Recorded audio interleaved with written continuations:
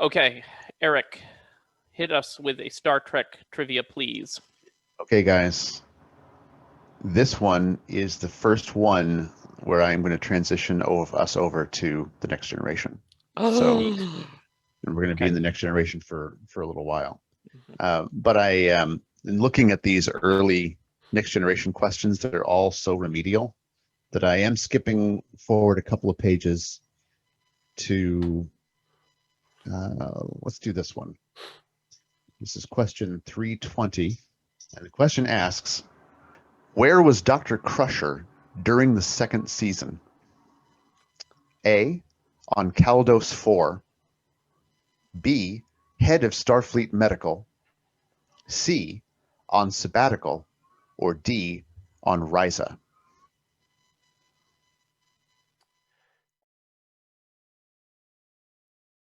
Yeah, you like games that end real-world friendships. Yeah, exactly. Well, you should both be completely ashamed of yourselves. I am. Welcome to A Piece of the Action. I'm Micah. I'm Eric. And I'm Greg. And today we are going to be looking at a game called The Mind from 2018 by a designer named Wolfgang Warsch. And get back to our old gag of, am I saying that name correctly? Do you guys have any idea? Actually. He's not a big name designer, I don't think. I was going to say, has he done anything else? That's a good question. I don't know. So, Greg and Eric... If you haven't made at least 5 games, we don't need to know your name. Right. We don't need to know how to pronounce your name. Yeah. So, so Wolfgang, if you're watching... Step it up, Wolf. Yeah. This game is a very different game. I've played it a couple of times with you guys. It's very interesting. We'll go ahead and get right into it. Eric, can this game be said to have a premise of some sort? Well, I don't know. I was thinking about this because I feel like there's something going on there, because the iconography, as few symbols as there are, you've got like this weird floating bunny that shows up every so often, representing your lives. You have lives, and then you've got throwing stars. So I don't really know what the theme of this is supposed to be, or what the premise is supposed to be representing. Some kind of weird dream state. I don't know. I think it's like telepathy, isn't it? Like you're like sitting down and you're talking to each other. The overall idea is that this is supposed to be like a mental synchronization game. But why there's a bunny and why there's throwing stars, who knows? Yeah, I don't know. Okay. Well, what? So maybe it's like some kind of Usagi, Yojimbo thing, or. Yeah, it's the bunnies represent your lives. So, like, they do. Since rabbits, typically have 9 lives. Is that right? Do rabbits have 9 lives, or does Churchill have 9 lives? Right. Again, we covered a lot of very light themes game, but certainly not a lot of theme here. Before we can even really talk about how it feels to play, though, I think we need to... You said it's a mental synchronization game. Maybe, Greg, could you give us a little overview of exactly how the game works, since it's so different? I can. But before I do that, I was looking up Wolfgang. Yes. And this guy has actually designed Ganshon Clever and its sequel, Wavelength. I love Ganshon Clever. And the Quacks of Klettenberg, which is a huge game. That is a huge game. And plus many more. So sorry, Wolfgang, you are on fire lately. These games are not normally in my wheelhouse, so maybe that's why I don't know the name. But man, I like Ganshon Clever. That's a great game. One of my favorite roll and writes. Well, you should both be completely ashamed of yourselves. I am. I'm sorry. Yeah, sorry. Greg. Sorry, Wolf. Sorry, Wolf. Okay. So, man, how to play this game is actually one of my favorite aspects of teaching. Is you sit down. Depending on what round you're in, you get so many cards in your hand. The deck consists of 1 to 100. So in the first round, you get 1 card. Second round, you get 2 cards, and so on. You sit there, and when you feel like playing a card, you play a card. The goal is to play the cards in sequence, and if you play anything out of sequence, you lose a life. The trick, though, is you're not allowed to talk. Everything's got to be done through reading the room and reading the timing of the room. You're not allowed to count, though. Don't do that. You have to just kind of sense when it is your turn to play your card. That's basically it. There's ninja stars in there that allow you to like throw away a card out of your hand if you all agree. You can sync up by like putting your hand on the table, and that means everyone has to like just, okay, don't play right now. Let's resync our timing kind of thing. That's the whole game. Okay. And it sounds wacky when you explain it, but when you play it, it works. And to be clear, when you say cards, the cards just consist of like the numbers 1 through 100. 1 through 100, that's it. Right. Yep. That's all that's on the cards, and the order is to the deck play and deal them out. From what is it, highest to lowest, or other way around? You play lowest to highest. Lowest to highest. So so we all get a bunch of cards, and we just sit there until somebody decides to play a card. Yes. And the Well, idea your first round, you just have one card in your hand. Yeah, you have one card, and you just have to know. You have to go through the levels of the game. There's like, depending on how much you want to of the game you want to play. I think how many levels are there that total? I think it goes to 10 or something like that. Yeah. Mm-hmm. And so every level, that's how many cards you have in your hand and how many you need to get rid of in order. Okay, so really, not a mechanic I think that I've ever seen anywhere else. How does it feel to play the mind? Do you feel like you are communicating telepathically, Greg? No, but the feel to me, this kind of gets into party / beer and pretzels type of game. It's just a lighthearted, fun game. That's what it's meant to be. I find it to be a game of intense stare downs and constant questioning of yourself. that's what it boils down, because there's a lot of like where you're like, okay, should I play this card? And you're looking around the room, just staring at people, trying to see what they're thinking, where they're at in line with their next card. And and then constantly like, should I play this or not? And that makes the game, for as simplistic as it is, surprisingly tense.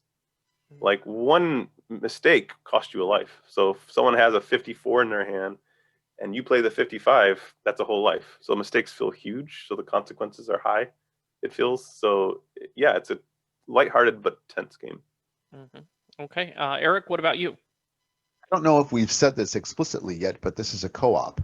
So everyone is trying to work together to get rid of all the cards in their hands. So it's not like you're losing a life. Everyone's losing life. As a team, you have a certain number of lives, which does drastically change the dynamic. If someone knew nothing about nothing about games at all, but they'd played a few like middle school card games, it's kind of like a co-op version of Speed in some sense, where in Speed you're trying to get stuff down as fast as possible. In this game, you're trying to get things down in the right order, but cooperatively. And one of my notes on this is that the meta of this game is the more important part of the game. The game itself is barely a game, playing cards in order. So it's all about what's happening around that structure, which is what makes it interesting. Mm-hmm.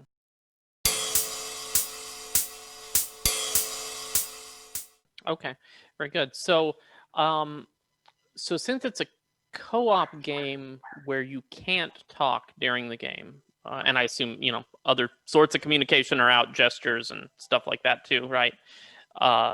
So can it be said that you can have a strategy going in, or some sort of is there anything to do other than just go in and kind of take your best guess? Eric, what do you think?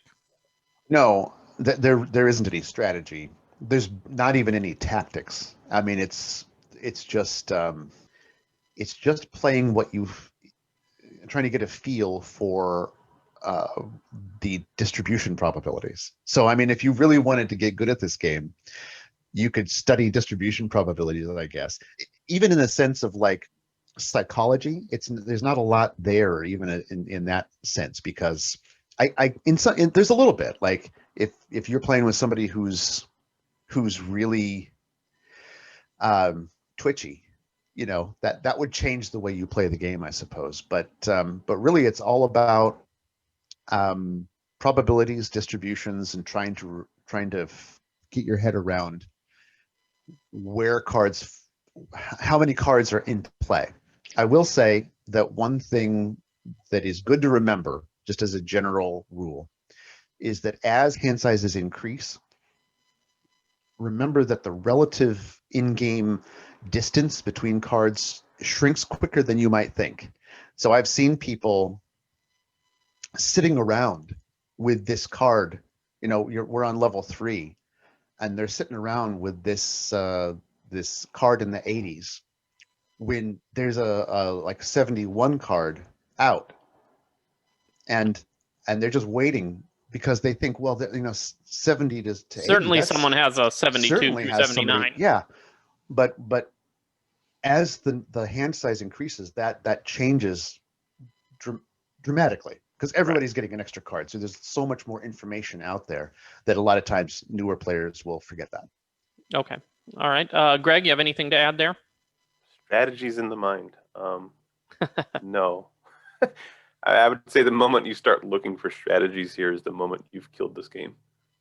It seems almost like it's like the point of the game is to go in without a prearranged strategy. Yeah, right? I mean, the strategy is just to have fun and don't take it too seriously. If there's any point, maybe don't forget about the ninja stars. I think new players tend to not use them very often. Yeah, but no, there's no strategy for me to talk about here. I will say that I what I really like to do is I like to pause the game every so often. If some, especially when something really fast has happened and there's like boom, boom, boom, and there's still a few cards in our hands, it might be a good time to say stop, put your hand down on the table, and have everybody just pause and take a breath. Yeah, but what's interesting about that is it depends on the group a lot. For example, I was kind of watching some videos of this in preparing for this. If you watch Board Game Geek's game night video, they pause the game a ton. But then if you go watch Eric Martin, who's a huge fan of this game, he works for Board Game Geek. When he plays it, they never stop, and it's just super quick. To me, it just looks like, how do they know? But they get in such a rhythm that for him, pausing the game breaks the rhythm. So they never pause. So it really depends on the group. I mean, is that a strategy or not?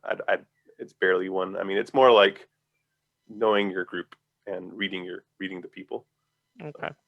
Yeah, that seems like in a very explicit way, it would kind of distill down the principle of being in sync as a group, and however much that factors into other games, that's basically all this game kind of seems to be. So it would make sense that, as if you play with the same people over and over and over again, that you're just all going to get better at it.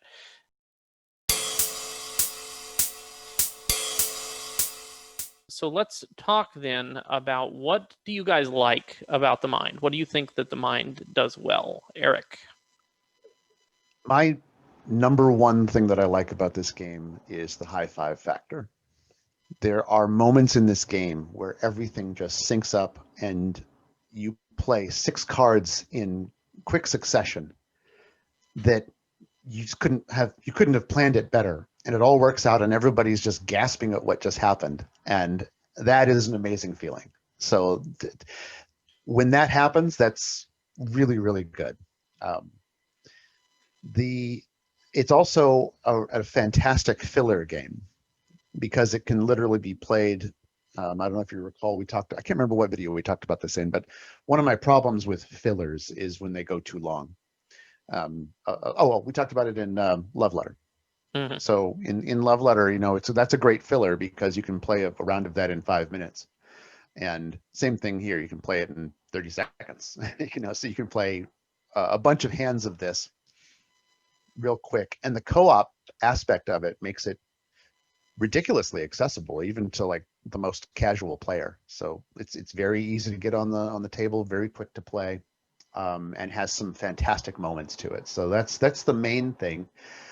I will say a little bit more, some more positives to it that are on a more cerebral level, maybe, is that I really like the levels of the game. It gives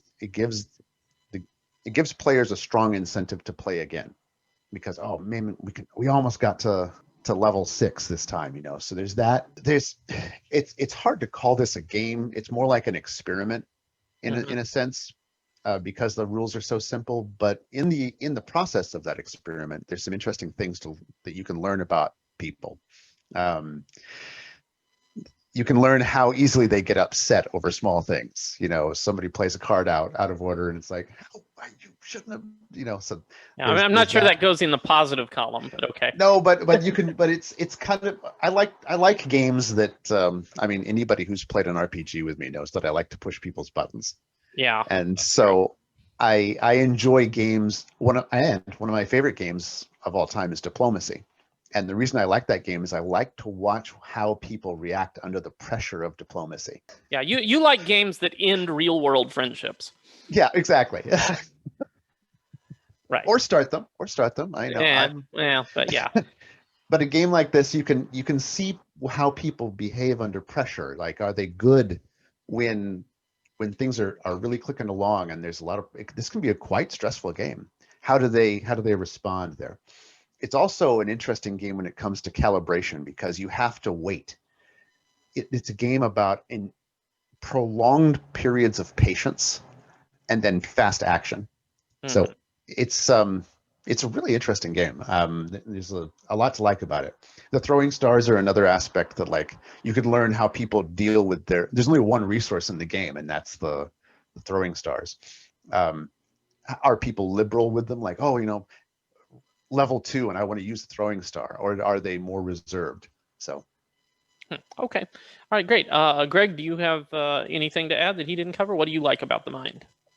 This is one of those games that I'm very glad exists in the greater gaming world because it's such a unique experience. There's no game like this out there, and when this came out, this kind of blew up everything because everyone was talking about this game. In today's market, to have something new come out that's not been done before is pretty rare, and I think this game does that. And it kind of tie in with that.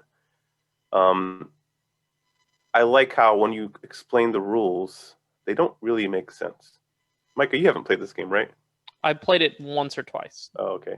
Yeah. But usually when you explain the rules, people are like, what? That's the game? That doesn't even make sense. You just play when you want to play? That doesn't sound like a game.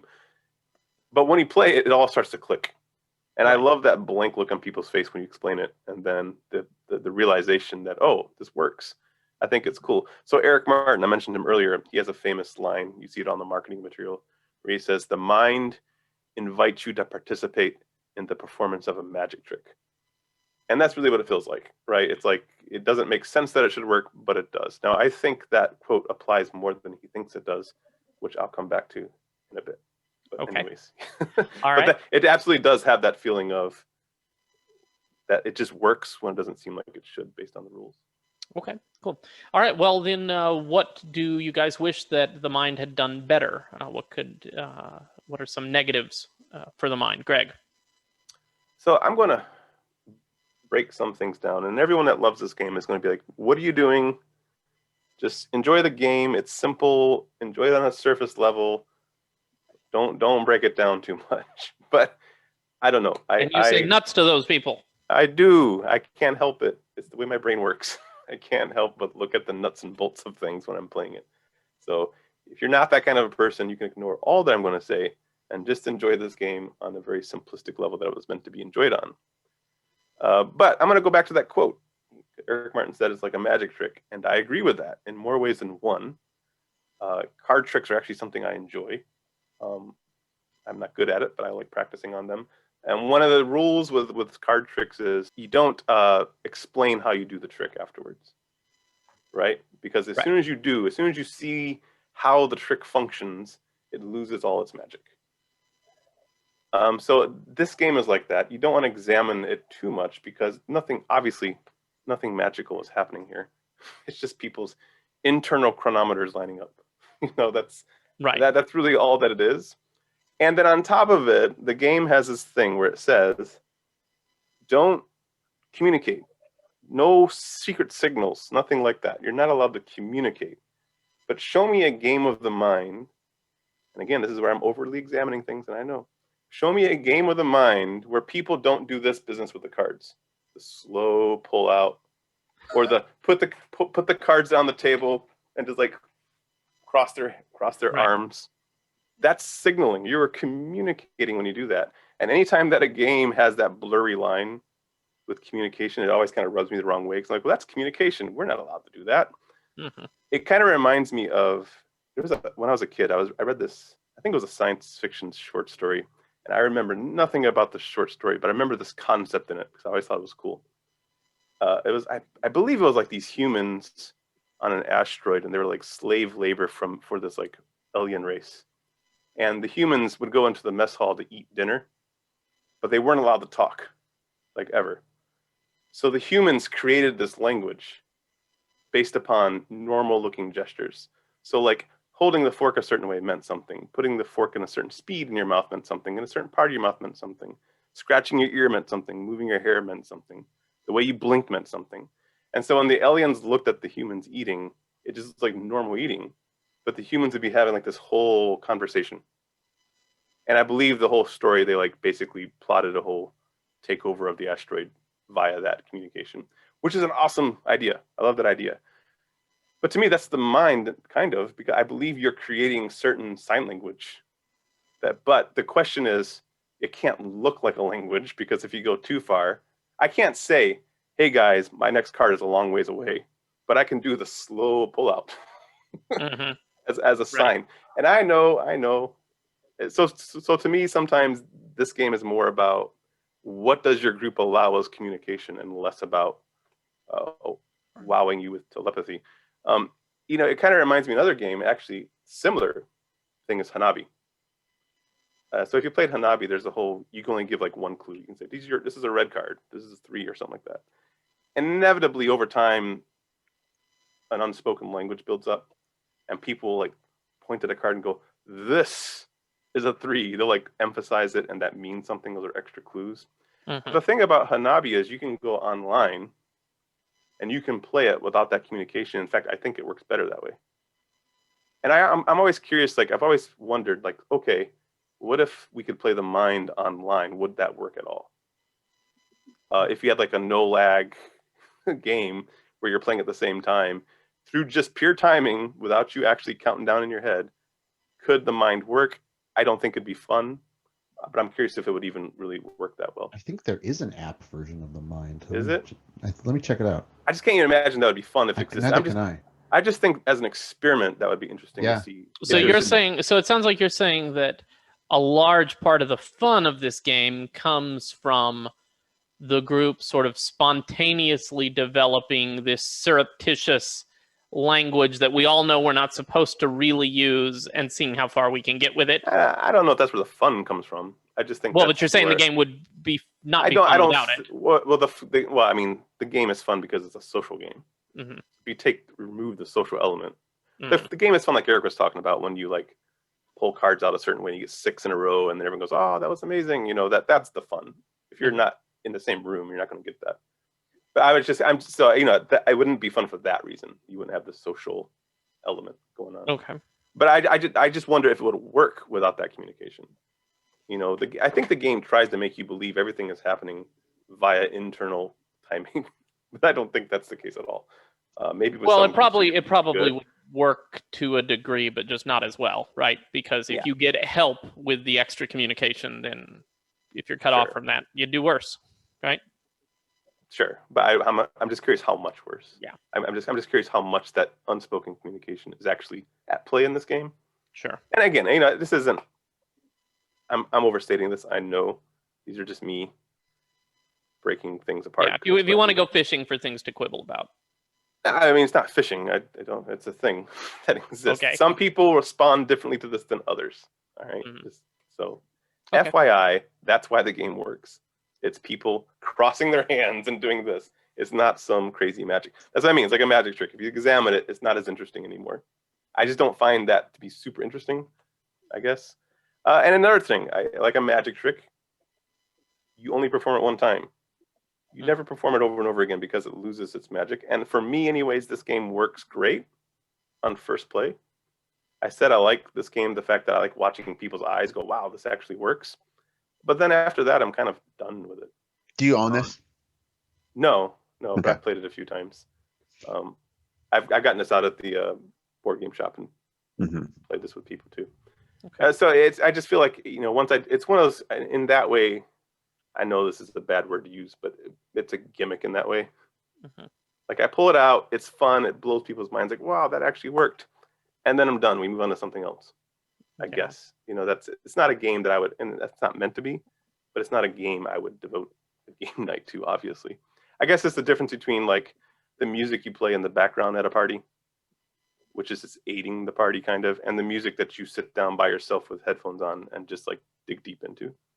The mind is that it's just there, you're having a gathering and like once in a while, like, hey, let me show you this crazy trick. It's like a magic trick, right? Let me show you this crazy trick. Oh, hey, let's play this game of the mind. Oh, that's crazy. That works. 15 minutes later, you're doing something else. Right. That to me is what it is. And I know, and everyone's going to say the point of this is to be social. And I get that, 100% I get that. But for a social game, I don't even think it's super strong there because you're not talking. You can't talk. And then what I'm learning about people, Eric likes to watch people get mad, I guess, but I don't really care to learn that about people. And at the end of the day, at the end, I don't go, wow, Eric's sense of internal timing is way faster than I thought it was. It's Right. not like revelatory information that I'm learning here. It's just, Mhm. so that's what I mean. It's very, very surface simplistic. It's fun when you get into a good run. It's fun when someone plays one card too fast and it kind of kills the game. We all have a good laugh. But for me, at the end of the day, what I want out of a game, it's just not enough there at all. It's just not. Well, it sounds like no matter what, you would seem like everybody would have to agree that it is definitely a niche,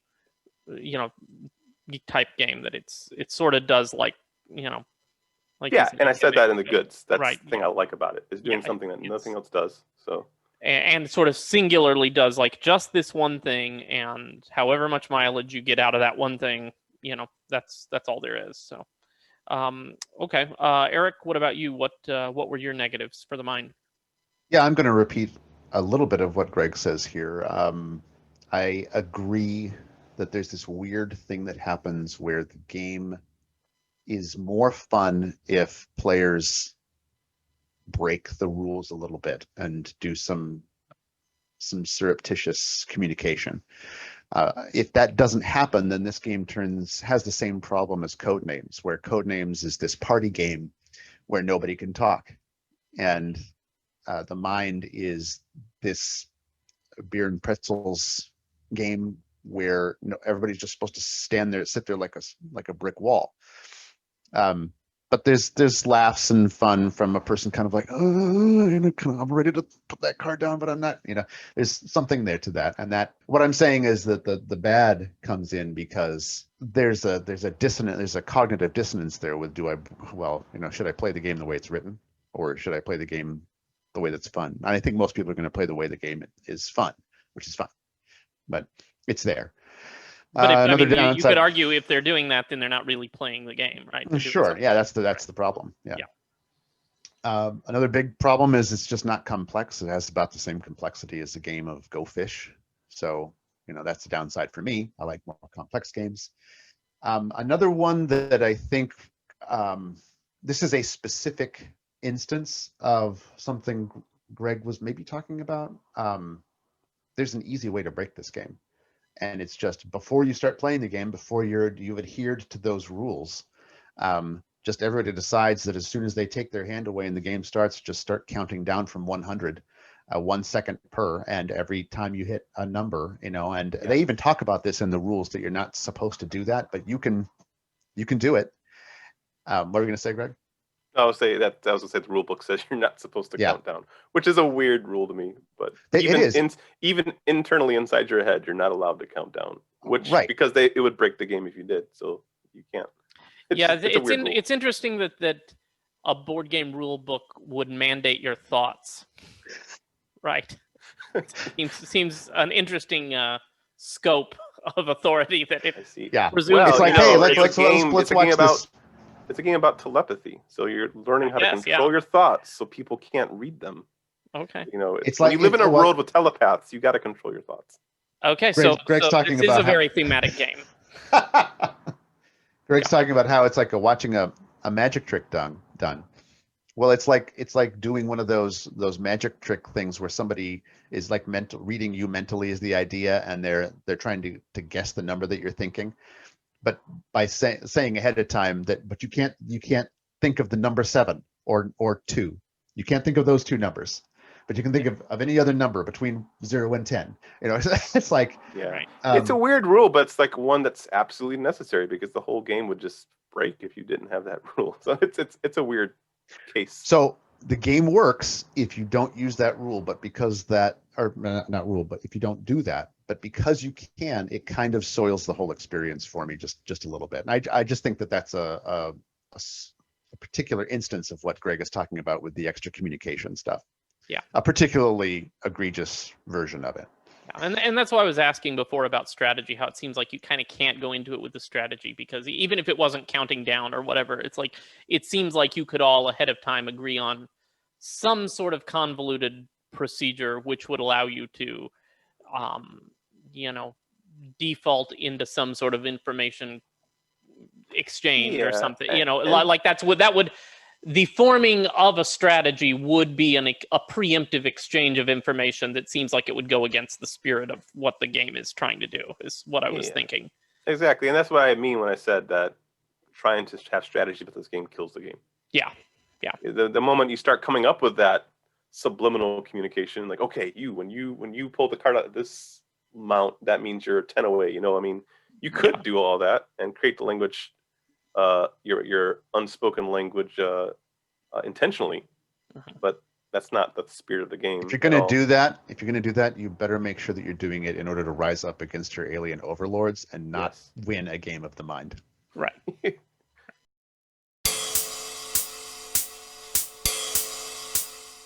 All right, so final thoughts on the Mind. What do you rate it? Would you recommend it? And do you think that it should go on our 10-game shelf? Eric. My final thoughts on the Mind. I want to use a music analogy here. Greg already mentioned music, but I had an analogy ready for this. And it's like in the 60s and 70s and into the 80s too, orchestral music had a subgenre called minimalism. And minimalist composers like Philip Glass is probably the most famous. During that time period, they were composing music that was extremely stripped down. One piece called Piano Phase is literally just like 3 notes played on 2 different pianos, where one person is playing ever so slightly faster than the other player.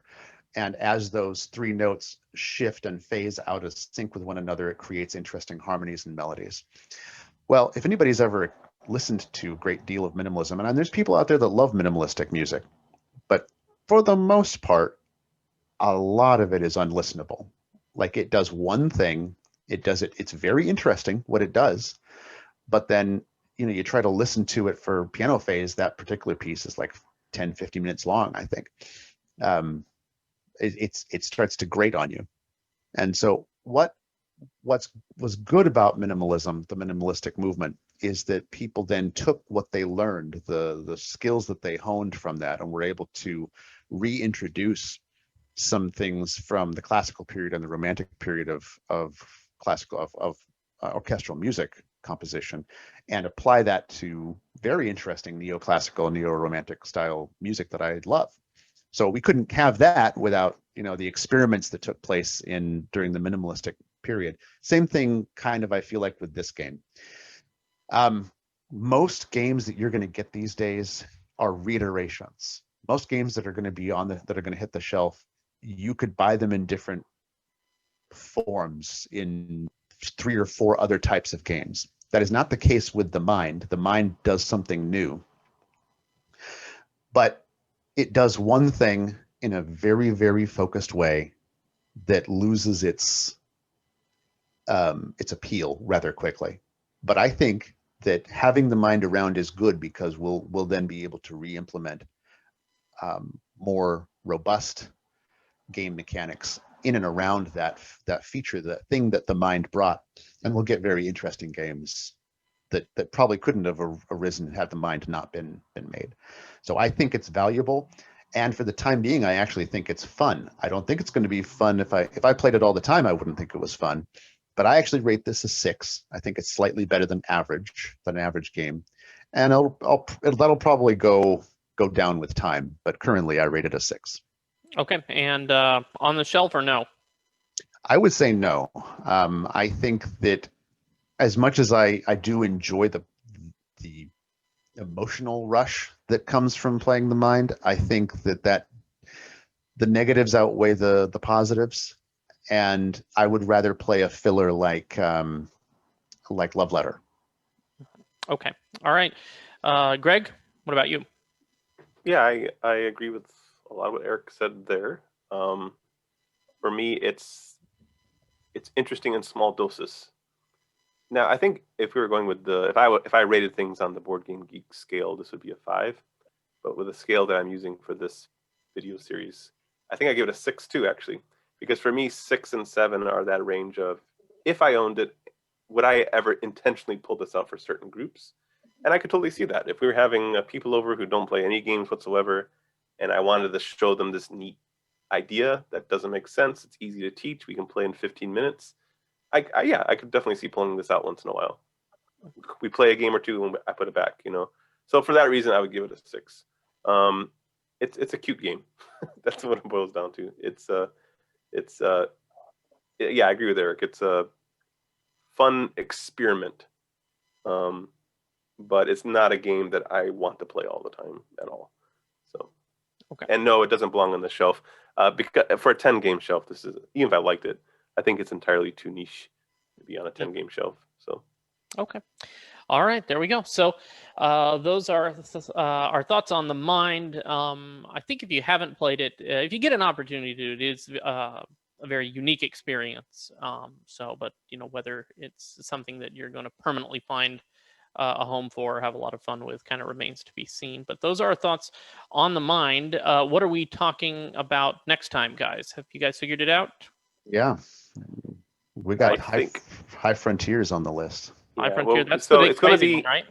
That's a big crazy one. If we can get it played and reviewed, or played to a point we think we can review it, it's going to be High Frontier for all. Okay. If not, we're going to do The Crew, which basically means you're getting a space exploration game one way or the other. So, so probably High Frontier, or probably High Frontier for all. Next time. Which is hot off the shelves. It is like that's cutting edge material. Like tune into cutting edge for our reviewing, not cutting edge for our video releasing. That's right. That's true. Yeah. Yeah. By the time this comes out. Speaking of which, so first of all, if you haven't subscribed to us, please do that. Also, give this video a like, and do not try to communicate with us telepathically. Instead, leave us a comment below. And while you're checking out our channel, be sure to take note of the fact that Eric has recently begun putting out his own little video series called Collect My Thoughts, where he blabbers on about something, I guess, right? That's basically the theme of it, Eric? That's the idea. Yeah, blabbering without all of your guys' interruptions. Right. So Eric is putting something out, and Greg also is putting something out, which I think we haven't officially. I don't know what the title is going to be, but what the title is yet, but it's going to be something like Stupid Greg Blabs about something. Yes. Hey, don't steal my ideas. Yeah. So, but those will just kind of be an opportunity to hear some more bite-sized pieces from our two top-notch reviewers, Greg and Eric. So look for those as well. And thanks for watching. Until then, this has been a piece of the action. See, I was thinking she went to an academy at Starfleet Academy. Yeah, I think she went to. So she didn't take a break. She was doing something. So Ryza and Sabbatical are out, right? I think so. So Eldos 4 is very specific, but I don't have any memory of that. Yeah, I'm gonna say head of. Man, I feel like if she was actually the head of Starfleet, it seems really high. That seems really way up there. She is on the flagship. But I remember her doing something important during that year she was gone. So that's the one I'm going to go with. But I just thought she was like teaching people or something. I didn't think she was the head. Well, if this is too hard for you, Greg, I can back it up to the first page. And how about what was These are so stupid. I like. Oh, this one was hilarious. The largest size of the 24th century USS Enterprise allows it to include what in its crew complement? A. Ferengi traders. B. Holographic life forms. C. Families. Or D. Non-corporeal life forms. It's so stupid. Yes, all Galaxy class starships come with non-corporeal life forms. And it's so important. It's so important that the ship be bigger because Right. you need a lot of room for those non-corporeal life forms. And the holographic people, you know. Yeah, they How both much room take up they a lot take of on. room. So on this No, one, no, let's stick with this one. I'm going to go with I know. the Yeah. head of the academy. The head of the Yeah, I think so medical. too. Eric, too. what do you think? Yeah, me too. I think it's going to be B. So let's see. Yeah, so she was the head of the whole Okay. Yeah, medical I knew it was a big Starfleet. deal. I didn't think it was that big of a deal, but I remember it was a big deal. Yeah, but I mean, to the point, right? I mean, the chief medical officer on the Enterprise is a pretty yeah, I heavy mean, assignment already. Yeah. Too, so She's one of the best medical officers in the whole fleet, I'm Yeah. sure. So I just didn't think. way to go, that- Dr. Crusher. And then she Yeah. gave it all up to come back for some reason. Yeah, I think I'm because curious, people like- didn't like Pulaski, I think was why she Well, came for back. sure. Which So I why thought- did I thought Pulaski I got didn't mind Pulaski? short stick. I thought she was fine. She was I a very, actually- very different. People didn't like her personality, but it was a feature, not a bug. I liked how she was trying to be McCoy in Next Generation. I get that, Yeah. but I did like she had a character arc going with Data Mhm. Yes. that I was enjoying seeing the progression in that, Yeah, me too. and taking her off kind of cut that out, which Mhm. I missed. I I like think Crusher that- too. She's fine, but I think that she suffers because Data was such a fan favorite, and she was, yes, that's what it was. and she was so sort of stubborn and pig-headed about him at the beginning that I think it left a bad taste in people's mouth as Yeah. far as that goes. No, that's exactly what it was. I think. What was the actual reason why McFadden left for a season? I can't remember. She, I don't know. I thought it was behind the scenes stuff, but I don't Was know. it? right, as she It wasn't like a pregnant or pregnancy something, anything. or I don't know. That's I usually don't what know. happens. I don't remember. All right. Okay. Well, way to go, Dr. Crusher.